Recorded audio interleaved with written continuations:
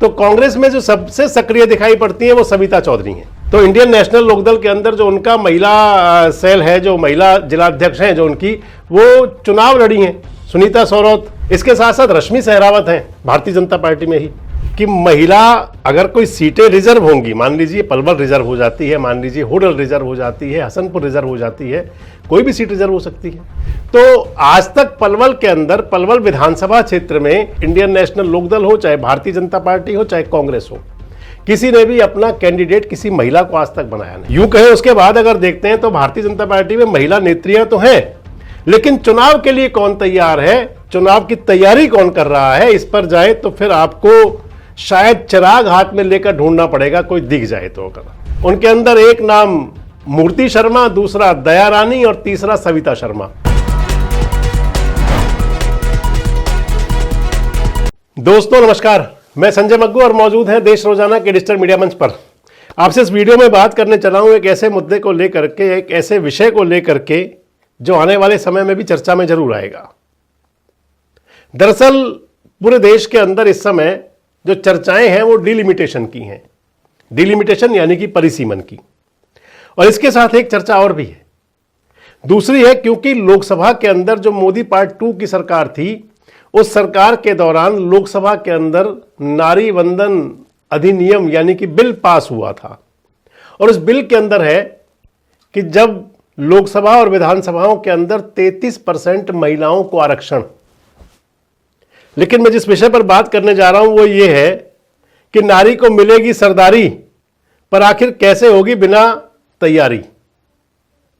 आखिर क्या है नारी की तैयारी, इसके लिए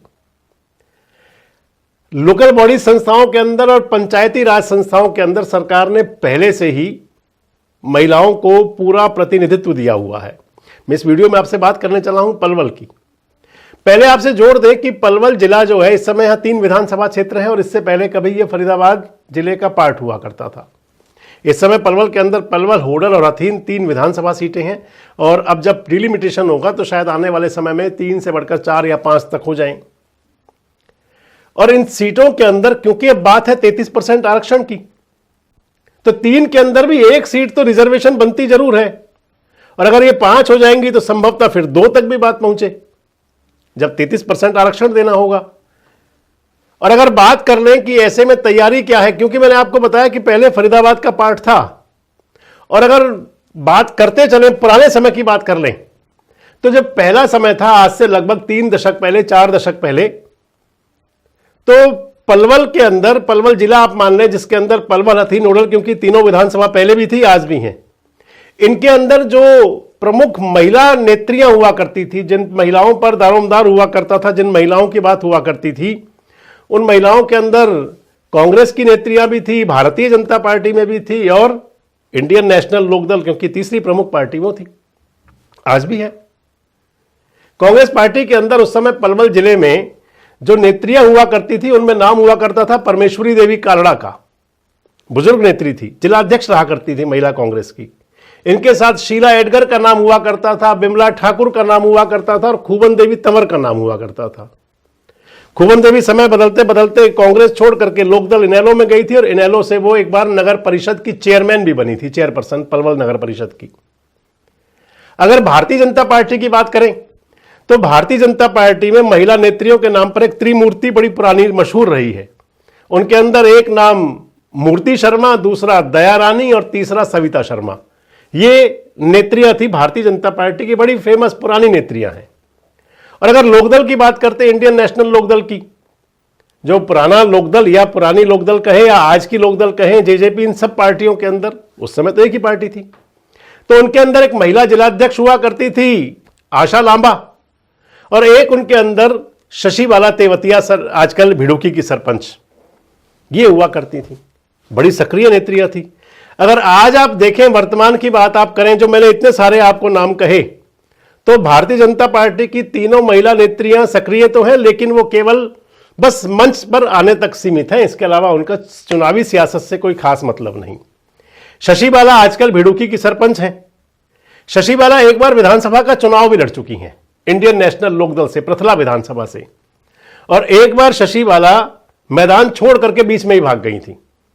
जननायक जनता पार्टी ने उनको टिकट दिया था 2019 में, लेकिन वो टिकट छोड़ करके जननायक जनता पार्टी के टिकट को आप कहें तो बुढ़िया नाले में फेंक करके और आराम से अपने घर चली गई थी। चुनाव नहीं लड़ा था उस समय।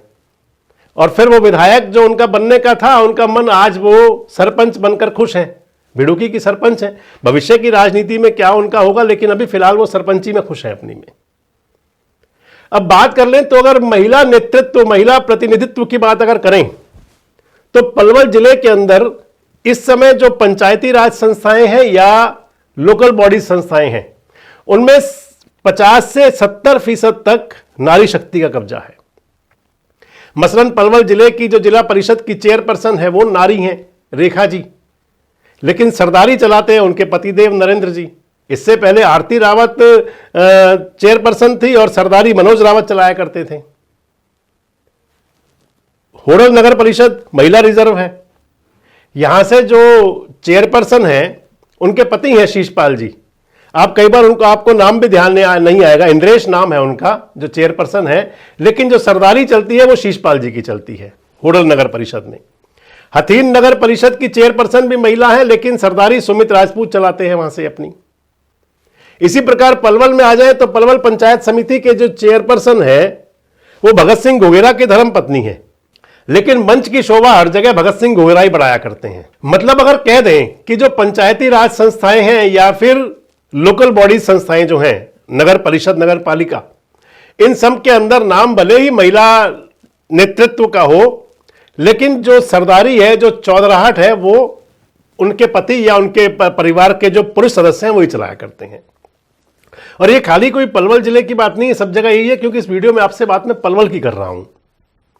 तो ये स्थिति तो वो हुई है। मैंने आपको बताया पुरानी नेत्रियां कौन कौन थी, और आज मैंने आपको बताया कि पंचायत समितियां, जिला परिषद और लोकल बॉडी संस्थाओं में क्या स्थिति है, कितनी राइट्स मिले हुए हैं, कितने अधिकार हैं महिलाओं को, और उन राइट्स का कितना उसका उपयोग हो रहा है। अब बात आ जाती है कि अगर भविष्य में, आने वाले समय में जब बात चलेगी कि महिला, अगर कोई सीटें रिजर्व होंगी, मान लीजिए पलवल रिजर्व हो जाती है, मान लीजिए होडल रिजर्व हो जाती है, हसनपुर रिजर्व हो जाती है, कोई भी सीट रिजर्व हो सकती है, तो उस स्थिति में आखिर पार्टियों में कंडीशन है क्या, कौन कौन नेत्रियां ऐसी हैं जो सक्रिय दिखाई पड़ती हों। अगर सबसे पहले बात भारतीय जनता पार्टी की करें, आज सत्ताधारी पार्टी है, और सत्ताधारी पार्टी होने के साथ साथ भारतीय जनता पार्टी के प्रति चार्म भी है, खासकर फीमेल्स का, महिलाओं का। और एक चार्म और रहेगा आगे अभी, क्योंकि भारतीय जनता पार्टी ने ही ये वाला बिल जो लंबे समय से लटका अटका हुआ था उसको पारित कराया। लेकिन अगर सरदारत के तौर की बात की जाए तो भारतीय जनता पार्टी में जो सक्रिय नेत्रियां आपको दिखाई पड़ती हैं, उनके अंदर एक तो कह सकते हैं कि जो जिलाध्यक्ष भाजपा की हैं आशा भारद्वाज, वो आपको सक्रिय दिखाई पड़ती हैं, लेकिन उनकी सक्रियता मुझे कहीं विधानसभा चुनाव तक नहीं दिखती कि वो विधानसभा चुनाव के लिए भी कहीं सक्रिय हों। बस सिर्फ इतना है कि वो पार्टी की जिलाध्यक्ष हैं। इसके साथ साथ रश्मि सहरावत हैं भारतीय जनता पार्टी में ही। रश्मि सहरावत हथीन से दावेदारी करती हैं और सक्रिय भी खासी दिखाई देती है। पहले महिला जिलाध्यक्ष थी, आजकल वो शायद कोषाध्यक्ष हैं, सह कोषाध्यक्ष महिला सेल के अंदर भाजपा में। वो जरूर पिछली बार भी दावा था उनका, कई भाजपा के बड़े नेताओं के पास वो संपर्क में भी गई थी टिकट के लिए। आगे देखें तो फिर एक नाम आता है ममता चौहान। ममता चौहान भारतीय जनता पार्टी में सक्रिय है, लेकिन उनकी सक्रियता मुझे यही दिखाई पड़ती है कि मंत्रियों के मंच तक, इसके अलावा आजकल वो दिखाई सक्रिय इतनी पड़ती नहीं कि जिससे कह सकें कि कोई विधानसभा चुनाव की तैयारी कर रहा हो। यूं कहें उसके बाद अगर देखते हैं तो भारतीय जनता पार्टी में महिला नेत्रियां तो हैं, लेकिन चुनाव के लिए कौन तैयार है, चुनाव की तैयारी कौन कर रहा है, इस पर जाए तो फिर आपको शायद चिराग हाथ में लेकर ढूंढना पड़ेगा, कोई दिख जाए तो। अगर मसलन बीजेपी में लता भारद्वाज हैं, काफी सक्रिय है वो भी, लेकिन चुनाव की तैयारी पे बात आती है तो फिर आप कहेंगे कि ऐसा लगता तो नहीं। और अगर अब बात कर लें हम कांग्रेस पार्टी की कि कांग्रेस में कौन नेत्रियां सक्रिय हैं, तो कांग्रेस में जो सबसे सक्रिय दिखाई पड़ती हैं वो सविता चौधरी हैं। सविता चौधरी महिला कांग्रेस की जिलाध्यक्ष हैं। इसके साथ ही वो जिला परिषद का चुनाव भी लड़ी हैं, चुनाव हार गई थी हालांकि। 2024 में उन्होंने विधानसभा चुनाव के टिकट की दावेदारी भी की थी, हालांकि दावेदारी ही रह गई। लेकिन इतना जरूर है कि आजकल भी वो सक्रिय दिखाई पड़ती हैं, उनके मन में कहीं है वही चुनाव, अगर टिकट पार्टी दे दे तो चुनाव लड़ लिया जाए, उस हिसाब से तैयारी भी करती हैं। इसके अलावा आप देखें कांग्रेस पार्टी में तो फिर आपको फिर कोई सक्रिय नेता नहीं दिखाई पड़ता जो महिला नेत्री हो और जो विधानसभा चुनाव का दावा कर रही हो। यूं तो प्रेरणा कालड़ा है, पहले जननायक जनता पार्टी में महिला जिलाध्यक्ष हुआ करती थी, बाद में विधानसभा चुनाव के दौरान वो जेजेपी छोड़कर कांग्रेस में आई, करण सिंह दलाल के नजदीक काफी हैं। लेकिन वही बात आ जाती है कि कहीं ऐसा दिखाई नहीं पड़ता कि वो चुनाव की दावेदारी कर रही हो। और अगर अन्य पार्टियों की बात करें तो इंडियन नेशनल लोकदल के अंदर जो उनका महिला सेल है, जो महिला जिलाध्यक्ष हैं जो उनकी, वो चुनाव लड़ी हैं होडल से विधानसभा का भी। हाल ही में 2024 में विधानसभा का चुनाव लड़ा था, लेकिन उस चुनाव में उनकी कोई बात बनी नहीं थी। चुनाव की बात बनना तो दूर की बात है, वो जमानत तक उनकी जब्त हुई थी। लेकिन इतना जरूर है कि वो सक्रिय हैं इस समय, महिला जिलाध्यक्ष पद का दायित्व भी है, और जो व्यक्ति चुनाव लड़ चुका हो, जो नेत्री चुनाव लड़ चुकी हो, उसके मन में चुनाव लड़ने का हिलोर जरूर होगा। अब अगर आगे बात करते हैं तो फिर जब अगर सीट पलवल के अंदर महिलाओं के लिए कोई रिजर्व होती हैं तो उस स्थिति में आखिर जो तमाम राजनीतिक दल हैं ये नेत्रियां कहां से लाएंगे? इनके लिए क्या जो पार्टी के नेता हैं उन्हीं में से किसी को चुना जाएगा? वैसे अगर आपसे हम बात करते चले, इसके साथ एक बात और जोड़ करके कि अभी तक जो चलता रहा पलवल जिले में खासकर, और पलवल की जो विधानसभा सीटें पलवल, होडल, हथीन और इसके साथ पृथला को भी जोड़ ले अगर, तो आज तक पलवल के अंदर, पलवल विधानसभा क्षेत्र में किसी भी राष्ट्रीय राजनीतिक दल ने या क्षेत्रीय पार्टी ने, यानी कि इंडियन नेशनल लोकदल हो, चाहे भारतीय जनता पार्टी हो, चाहे कांग्रेस हो, किसी ने भी अपना कैंडिडेट किसी महिला को आज तक बनाया नहीं। अगर होडल विधानसभा की बात कर लें तो होडल विधानसभा में भी आज तक ना भारतीय जनता पार्टी ने और ना ही कांग्रेस पार्टी ने किसी भी महिला नेत्री को अपना कैंडिडेट आज तक नहीं बनाया। अगर हथीन की बात कर लें तो हथीन विधानसभा में जरूर एक बार कांग्रेस पार्टी ने दया रावत को टिकट दिया था। दया रावत बाद में हरियाणा और पंजाब उच्च न्यायालय की न्यायाधीश भी बनी। हथीन से विधायक हुआ करते थे भगवान शाह रावत, दिवंगत भगवान शाह रावत की वो सगी बहन थी, और वो चुनाव ऐसा था कि जिसमें भगवान शाह रावत और दया रावत जी आमने सामने चुनाव लड़ी थी। अब अगर पृथला विधानसभा की बात करें तो पृथला में जरूर एक बार इंडियन नेशनल लोकदल ने शशि बाला तेवतिया को अपना कैंडिडेट बनाया, चुनाव लड़ी वो 2009 में, और फिर 2019 में जननायक जनता पार्टी ने शशि बाला को अपना कैंडिडेट बनाया। हालांकि मैंने आपको बताया कि शशि बाला टिकट छोड़ करके, मैदान छोड़ करके अपना आराम से अपने घर चली गई थी। अब अगर बात आ जाती है कि खासकर पलवल जिले की विधानसभा 3 होंगी, 3 के बाद 3 तो है ही, 3 के बाद 4 होती है, 5 होती है, कितनी बनती हैं और कितने लोग तैयारी करते हैं? और अगर वो महिला रिजर्वेशन होगी तो कौन सी महिलाएं आगे आ सकती हैं? क्या अगर महिला नेत्रियां आप तैयार नहीं होंगी तो फिर जो जिस प्रकार से अभी मैंने आपको बताया कि पंचायती राज संस्थाओं में, चाहे निकाय संस्थाओं में, सरदारी तो नारी की है, लेकिन सरदार है जो चौधराहट है वो पुरुषों की होती है। आने वाले दिनों में आपसे हम, चाहे वो फरीदाबाद है, चाहे वो गुरुग्राम है, सभी जिलों की बात करेंगे कि कहां कौन सी महिला नेत्रियां सक्रिय हैं। तो क्या संसदीय और विधायी विधानसभा की राजनीति, इसके अंदर भी क्या यही सब चलेगा? आपको क्या लगता है? और इसके अलावा जो हमने आपको नाम बताए, आपको कौन सी महिला नेत्रियां सक्रिय दिखाई पड़ती हैं पलवल जिले में?